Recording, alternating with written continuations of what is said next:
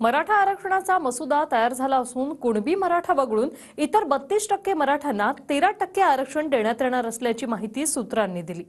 कॅबिनेटमध्ये आरक्षणाच्या मसुद्याला मंजुरी मिळणार असल्याची ही माहिती आहे। पाहूया या संदर्भातला आमचा हा खास रिपोर्ट।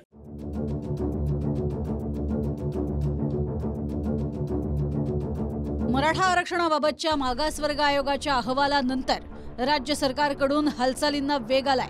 राज्यात कुणबी मराठा वगळून उर्वरित 32% मराठा असल्याचं मागासवर्ग आयोगाच्या अहवालातनं समोर आले। त्यामुळे उर्वरित 32% मराठ्यांना 13% आरक्षण देण्यात येणार असल्याची माहिती सूत्रांनी दिली आहे। राज्यात एकूण 32% मराठा असल्याची अहवालात नोंद। कुणबी वगळून उर्वरित मराठा 32%, अहवालातनं माहिती समोर। सरकार 13% दरम्यान आरक्षण देण्याच्या तयारीत, सूत्रांची माहिती। मंत्रिमंडळ बैठकीत मसुदा मंजूर होणार असल्याची शक्यता। निवृत्त न्यायमूर्तींचाही मसुद्यासाठी मदत घेतल्याची माहिती। कोर्टात नवा कायदा टिकेल, सरकारी तज्ज्ञांनी आपलं मत व्यक्त केलंय। आता त्याचे किती टक्केवारीची क्रमवारी पडली हे आज नाही सांगता येणार शक्य, कारण ते विचारनंतर डिक्लेअर होईल। जे आता कुणबी प्रमाणपत्र देण्यात आलेले आहेत, मला असं वाटतं की दिलेले जे कुणबी प्रमाणपत्र आहेत, जे जरंगेच्या आंदोलनामुळे चाललेले आहेत, दिले गेलेत, ते सगळेचे सगळे अवैध ठरतात।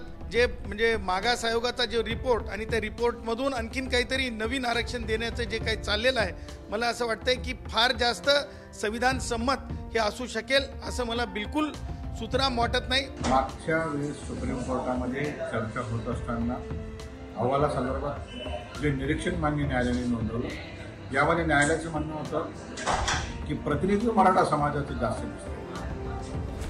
हा अहवाल जर 3 शब्दांच्या अवतीभोवती असेल, मराठा, आणि याच्यामध्ये मराठा समाज मागासलेला आहे अशी शिफारस झाली असेल, तर याचं स्वागत सगळा समाज करेल।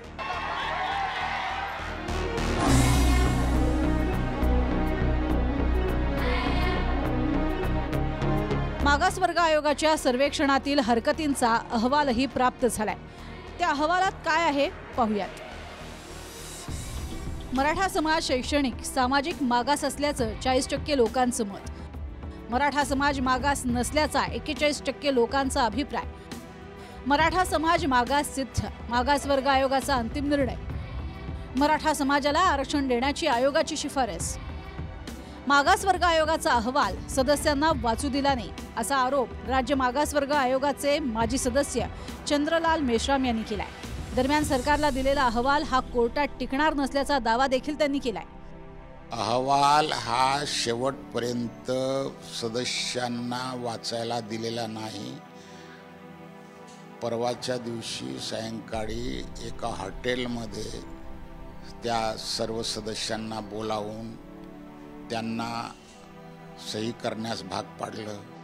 कायदाच कळत, ज्या लोकांना आता कायदाच कळत नाही म्हणल्यावर काय बोलावं। कायद्याने गठीत केलेला आयोग आहे, ते काय एखाद्या ग्रामपंचायतीने नाही केला, कायद्याने गठीत केलेला आहे। तो कायद्यापेक्षा कुणी शहाणा नाही।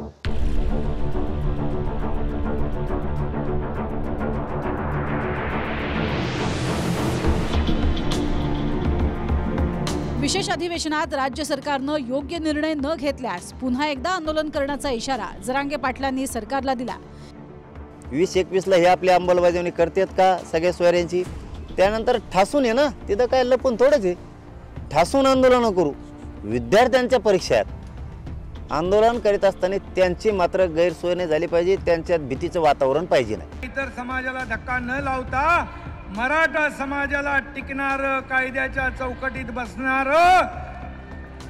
आरक्षण देण्यासाठी 20 तारखेला विशेष अधिवेशन बोलवलंय। छत्रपती शिवाजी महाराजांची शपथ या एकनाथ शिंदेने घेतली, ती पूर्ण करणार। सरकारला मराठा समाजाची आत्ताची नाराजी परवडणारी नसल्याचंही जरांगे पाटलांनी म्हटलंय। दरम्यान जरांगे पाटील हे झोपून ऑर्डर देतात असा टोला भुजबळांनी लगावलाय।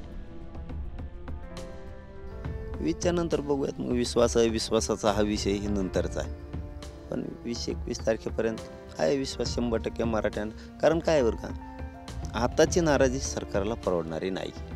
पूर्वीचा मराठा आता नाही राहिला, ते गैरसमज असतात। आणि तो नेता आहे आता मोठा, तो तिथे झोपणार आणि तिथून सांगणार की हे करा, हे झालं पाहिजे, ते झालं पाहिजे, ते झालं पाहिजे, नंतर परत उपोषण ताबडतोब आम्ही धावाधाव होणार. काय चाललंय काय? कोण पाणी पितो कसा पितो तुला काय कळणार आहे? तू गेला रे कामातून बाळा, आता तो संपलं विषय, तू बोलूच नको. आता राहिलेले खस्ता खाऊन बेताडा धडका खाऊन मरशील आपोआप. त्यामुळे तो भानगडीत पडू नको. आता नको माझ्या नादी लागू आणखीन तरी. आगामी निवडणुकीवरून देखील जरांगे पाटलांनी सरकारला आव्हान दिलंय.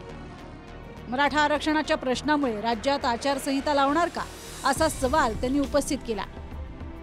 तसं अगोदर आंदोलन सुरू आहे, आचारसंहिता आणि ते मामाला नाही माहीत. निवडणुकाच होणार नाही, निवडणुका घेणार नाही ती.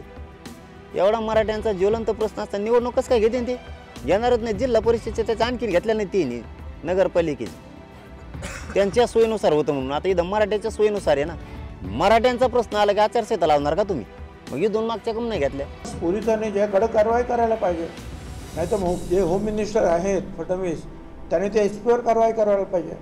कायदा हातात घेणारा कोणी असेल, तो सरकारी पक्षाचा, विरोधी पक्षाचा किंवा कुठला कोणाचा आहे, त्याच्यावर कडक कारवाई झाली पाहिजे. आता उद्या आणखीन काय वाटेल त्यांचे खूनसुद्धा पडतील. बधिरा तुला टोळी माहिती आहे, कारण मुकादमच तू आहे टोळ्याचा. तू टोळ्या करतो पण तू कोणी राहत नाही. तो असं तू म्हणजे राजकारणी आहे, स्वार्थी आहे, सगळ्यात लोचाड या देशात कोण असेल तर तू आहे. त्यामुळे तुला कोणीच गिनीत नाही. मागील 8 दिवसांपासून जरांगे पाटलांचं अंतरवाली सराटीत उपोषण सुरू आहे. त्यामुळे राज्यभरात ठिकठिकाणी मराठा बांधवांकडनं आंदोलनं सुरू आहेत.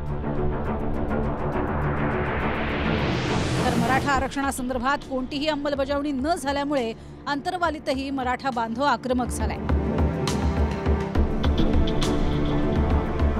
आम्हाला शिंदे साहेबाला, फडणवीस साहेबाला, सरकार ते टिबल इंजिन आहे का, त्यांना सगळ्यांना चप्पल दाखवायचं हे कारण आहे की त्यांनी आम्हाला पहिल्यांदी आरक्षण देऊ असं सांगितलं. तिथपर्यंत आले, तिथपर्यंत आम्हाला मुंबईला येऊ दिलं नाही, तिथून वापस लावलं. आता कशासाठी रद्द करायला लागलात? आता का अहवाल देणार? आता का आमच्या जरांगे दादाला असं मृत्युमुखी पाडे, इथून मागं हेच गेलं, आता पण हेच करता का? राज्यात ओबीसी नेत्यांनाच नव्हे तर मराठा नेत्यांनाही मराठ्यांच्या रोषाला सामोरं जावं लागतंय. नांदेडमध्ये आमदार मोहन हंबर्डे यांची गाडी फोडण्यात आली होती. दरम्यान आरक्षणासाठी मराठा समाज हा घरच्या माणसालाही सोडत नसल्याचं आमदार मोहन हंबर्डेंनी म्हटलंय. ते न्यायकर्ता भांडत आहेत. ते ह्या उद्देशातून, माझ्या गाडी फोडण्याच्या उद्देशातून सरकारला समजायला पाहिजे. आम्ही घरच्या माणसासुद्धा असला, मी त्यांच्या घरचा माणूस आहे, मी त्यांच्या घरचा प्रतिनिधी आहे, म्हणजे घरच्या माणसालासुद्धा त्यांनी राग केलेला आहे, एवढं सरकारने समजून घ्यायला पाहिजे. मराठा आरक्षणावरून राज्यात मागील अनेक महिन्यांपासून वाद सुरू आहे. त्यामुळे मागासवर्ग आयोगाच्या अहवालानंतर आता विशेष अधिवेशनात सरकार काय निर्णय घेणार ते पाहणं महत्त्वाचं ठरणार आहे. Bureau report, TV9 Marathi.